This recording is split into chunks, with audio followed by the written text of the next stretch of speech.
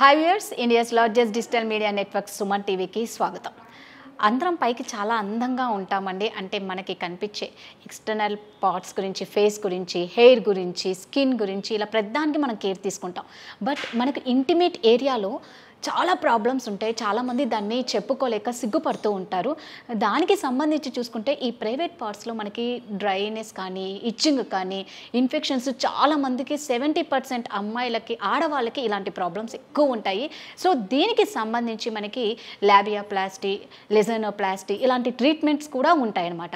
So ఇలాంటి treatments గురించి మనతో మాట్లాడడానికి లోపల ఆల్రెడీ డాక్టర్ మాళవిక గారు, కాస్మెటిక్ గైనకాలజిస్ట్ ఉన్నారు. సో వారిని ఈ ట్రీట్మెంట్ గురించి బోల్డని విషయాలు తెలుసుకుందాం. మరి ఏమాత్రం ఆలస్యం చేయకుండా లోపలికి వెళ్ళి తెలుసుకుందాం. మాళవిక గారు లాస్ట్ వీడియోలో అయితే లాబియోప్లాస్టీ గురించి చాలా బాగా చెప్పారు. అంటే తెలియని నాలెడ్జ్ చాలా తెలుసుకుంటాము. సెకండ్ నెక్స్ట్ వచ్చేసి యోని చాలా మందికి లేడీస్కి డెలివరీ అయిన తర్వాత లూజ్ అయిపోతూ ఉంటుందన్నమాట. సో దాని టైట్నింగ్కి ట్రీట్మెంట్ ఎలా ఉంటుంది, అంటే ఎలాంటి టైంలో మీ దగ్గరికి రావాలంటారు ఫస్ట్? సో ఈ వెజైనా అనేది స్ట్రెచబుల్ ఆర్గన్ అండి. సో వెజైనా అంటే చాలా మటుకు మనకి ఇట్లా కొలాప్స్డ్గా ఉంటుంది. వెజైనానేమో ఇలా ఇలా కొలాప్స్డ్గా ఉన్నది. మళ్ళీ baby delivery almost 10 centimetre head మొత్తం బేబీ అంతా స్ట్రెచ్ అవుతుంది. మళ్ళీ ఇలా it will get back to its shape. అట్లాగే ఎన్ని డెలివరీలు అయినా stretch get back, stretch get back ఉంటుంది. దానికి అంత ఎలాస్టిక్ కెపాసిటీ ఉంటుంది. సో అదంతా దాని ఎలాస్టిన్, కొలాజిన్, దాని మసిల్ ఎక్స్పాన్షన్, స్ట్రెచ్చింగ్ అండ్ ఇది. బట్ ఎంత అయినా కానీ ఒక డెలివరీ తర్వాత, ఇప్పుడు డెలివరీ అయ్యి మళ్ళీ స్ట్రెచ్ బ్యాక్ అయితే ముందున్నట్టు అయిపోదు, కొంచెం డెఫిసిట్ మిగిలిపోతుంది. సో అట్లా ఎన్ని డెలివరీలు అయితే అన్ని అంతంత డెఫిసిట్ ఉండిపోయి ఆ ముందున్నట్టు back to its original tightness ఉండదు. మెల్లగా కొంచెం రిలాక్స్ అవ్వకుండా, లూజ్ అవ్వకుండా ఉంటుంది. ఎవరికైతే వెజైనల్ డెలివరీస్ అవుతాయో వాళ్ళకి ఎక్కువ లూజ్ అవుతుంది. కొంతమందికి వెజైనల్ డెలివరీస్ కాదు, ఓన్లీ సిజేరియన్సీ అయినాయి. అట్లా అయినా కానీ ప్రెగ్నెన్సీలో హార్మోన్స్ ఎఫెక్ట్స్ వల్ల కొంచెం రిలాక్సిన్ హార్మోన్ అని వీటిలన్నిటి వల్ల కూడా కొంచెం లూజన్ అవుతుంది. ఓకే. అండ్ ఆ బేబీ వెయిట్ కూడా ఇట్లా బేర్ చేసుకుంటా కింద కొంచెం ఎంతైనా స్ట్రెచ్. అంటే మనం వెజైనల్ డెలివరీ కాకపోయినా బాడీ అంత 9 months వెజైనల్ డెలివరీకి రెడీ అవుతూ ఉంటుంది. మళ్ళీ ఫైనల్గా అవ్వాలి కదా అని రెడీ అవుతుంది. సో దానివల్ల కూడా కొంచెం స్ట్రెచ్ అవుతుంది. అండ్ రెగ్యులర్ ఇంటర్ కోర్స్ ఉన్న వాళ్ళకి కూడా కొంచెం వెజైనా కొంచెం స్ట్రెచ్ అయి ఉంటుంది. సో ఈ స్ట్రెచ్చింగ్ వల్ల దీన్ని లాక్స్ లూజ్ వెజైనా అని ఆ కంప్లైంట్తో వస్తారు. ఎక్స్క్లూజివ్గా పేషెంట్స్ ఎలా వస్తారంటే, నాకు లూజ్ వెజైనా అనిపిస్తుంది. సో నేను మా హస్బెండ్ ఇంటిమేట్ అయినప్పుడు మాకు లూజ్గా అనిపిస్తుంది, నాకు అంత టైట్గా, మాకు అంత ప్లెజర్ఫుల్గా అనిపించట్లేదు, అలాంటి కంప్లైంట్ తీసుకునే వస్తారు. సో దానికోసం, లేకపోతే కొంతమందికి వెజైనల్ ఫాట్స్ అంటాము, గ్యాస్ లాగా పాస్ అవటం. కొంతమందికి విత్ ఏజ్, నేను చెప్పానుగా కొలాజిన్ డెఫిషియన్సీ, ఇవి ఉన్న వాళ్ళకి విత్ ఏజ్ పెరుగుతున్న కొద్దీ లూజన్ అయిపోతూ ఉంటాయి. సో దాంతో పెళ్లితో సంబంధం లేదు, అది డెలివరీలతో సంబంధం లేదు. డెలివరీ వెజైనల్ డెలివరీ కాకపోయినా కొంతమంది ఇట్లా ఫ్యామిలీ హిస్టరీలో హర్నియా అన్నట్టు, కింద ప్రొలాప్స్ అంటాం కదా, గర్భసంచి జారిపోయిందని, కొంతమందికి ఇట్లా లూజ్ గా స్కిన్ ఉండటము, టిష్యూస్, లిగమెంట్స్ లూజ్ ఉండటం, అది ఫ్యామిలీ హిస్టరీగా కూడా వస్తుంది. సో వాళ్ళందరికి కూడా కొంచెం లాక్సిసిటీ ఎక్కువ ఉంటుంది. సో వీళ్ళందరూ ఈ లాక్స్ వెజైనాకి వచ్చినప్పుడు ఫస్ట్ పేషెంట్ ఇదే కంప్లైంట్తో వస్తే మేము ఫస్ట్ ఎగ్జామిన్ చేసి చూస్తాము, వెజైనల్ ఎగ్జామినేషన్ చేస్తాం. ఫస్ట్ నేను ఏమి చేయకుండా చూస్తే కూడా కొన్నిసార్లు ఇది వెజైనా అండి, సో ఇది దాని మౌత్ ఓపెనింగ్. సో కొన్నిసార్లు జస్ట్ చూస్తే కూడా జనరల్గా మౌత్ అనేది క్లోజ్డ్ ఉంటుంది, నేను ఓపెన్ చేస్తేనే తెలుసుకోవాలి. కొన్నిసార్లు అది లూజన్ అయ్యి ఇలా ఓపెనే కనిపిస్తుంది. సో ఓపెనే కనిపిస్తుంది. అండ్ నార్మల్గా టైట్ వెజైనా అంటే 2 finger టైట్ ఉండాలి. So it can be 3 finger, 4 finger loose also. So depending on వాళ్ళ డెలివరీ స్టేటస్ ఏంటి, వాళ్ళ హిస్టరీ ఏంటి, దాన్ని బట్టి. సో 2 finger టైట్, ఇప్పుడు ఎవరికైనా 2.5, 3 finger ఉంది, బట్ స్టిల్ దే ఆర్ నాకు కొంచెము టైటన్ చేయగలుగుతారా, కానీ ఇంకా డెలివరీ వాళ్ళ కంప్లీట్ అవ్వలేదు, ఇంకా ఫ్యూచర్లో డెలివరీస్ అన్నీ ఉన్నాయి. అప్పుడు జనరల్గా మేము నాన్ సర్జికల్ ట్రీట్మెంట్ ఆప్ట్ చేస్తాం. నాన్ సర్జికల్లో వెజైనా టిష్యూని అంతా మేము లేజర్తో రిజువినేట్ చేస్తాం. సో కొలాజిన్, ఎలాస్టిన్ టిష్యూ అదంతా బూస్ట్ చేస్తాం. సో లోపల వెజైనల్ రిజువినేషన్ అయ్యి కొంచెం టైటన్ అప్ అవుతుంది. అవుతుంది. అదే కాకుండా కొంచెం ఆ మజిల్స్ కూడా టైటన్ చేస్తాం. ఎంసెల్లా చైర్ అని ఉంటుంది, దాని మీద జస్ట్ కూర్చుంటే కొంచెం పెల్విక్ ఫ్లోర్ స్ట్రెంథెన్ అవుతుంది.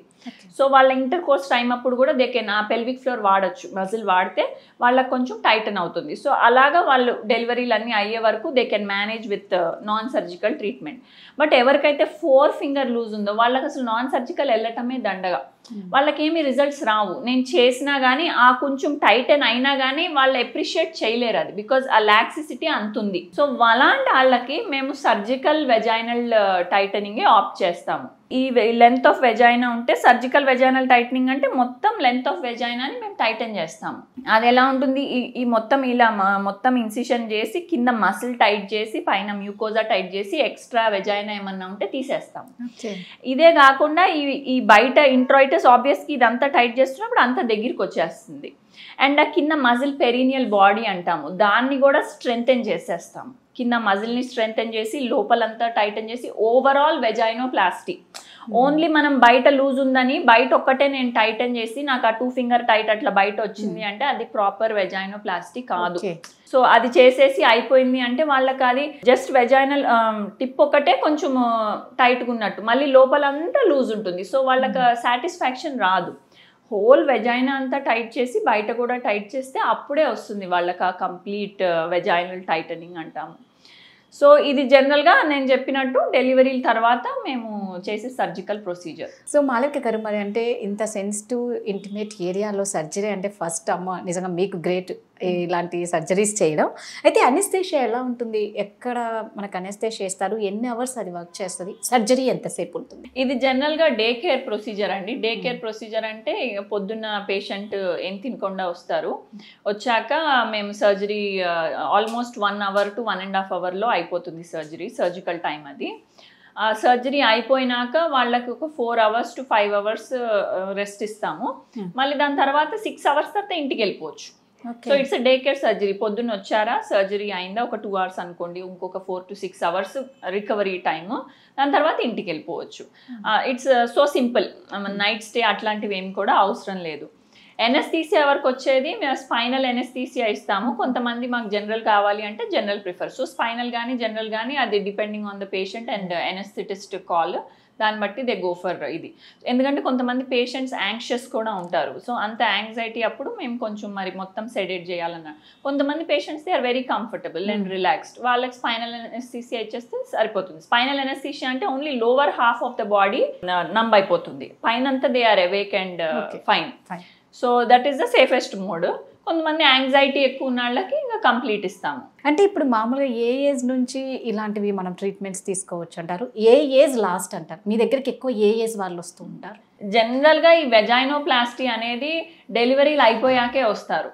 సో ఇప్పుడు డెలివరీలు మనకి కొంతమంది లేడీస్కి తొందరగా అయిపోయినాయి అనుకోండి, 18 years ఇంకా 20 years అలానే ఇంకా వెంటనే బ్యాక్ టు బ్యాక్ చేసేస్తే ఆల్మోస్ట్ 24 yearsకి నా దగ్గరికి వచ్చేస్తారు. బికాజ్ వాళ్ళ డెలివరీలు అయిపోయినాయి అండ్ కిడ్స్ కొంచెం ఆ ఫీడింగ్ టైము, ఆ నర్సింగ్ టైం వాళ్ళు తీసుకుంటారు. ఆ టైంలో నేను కూడా ఇవన్నీ కొంచెం మీరు సార్ట్ అవుట్ అవ్వండి అప్పుడు చేద్దాంలే, బికాజ్ వాళ్ళు రెస్ట్ తీసుకోరు.